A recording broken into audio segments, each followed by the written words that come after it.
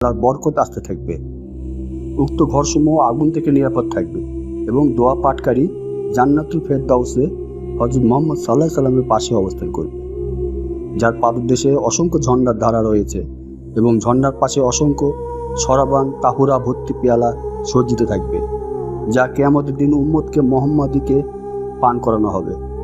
প্রত্যেক ঝর্ণার পাশে ৮০,০০০ ফলবান বৃক্ষ রয়েছে, যার প্রত্যেক বৃক্ষে ৮০,০০০ শাখা প্রশাখা আছে এবং প্রতিটি শাখায় সহস্র সহস্র ফল রয়েছে। হে রাসূল, এ দোয়া পাঠকারী মৃত্যুবরণ করলে আমি জিবরাইল এবং আরও অসংখ্য ফেরেশতা কিয়ামত পর্যন্ত তার রূহের হেফাজত করি। যদি কোনো ব্যক্তি কাফনের উপরে দোয়া লেখা হয় তবে তার কবরের সওয়াল জবাব সহজ হয়ে যায়। কোনো ব্যক্তি যদি এ দোয়া লিখে সাথে রাখে তাহলে সে দুনিয়ার ঈমান নিয়ে সুখে শান্তিতে থাকবে। কিয়ামতের দিন তার চেহারায় নূর চমকাবে, যা দেখে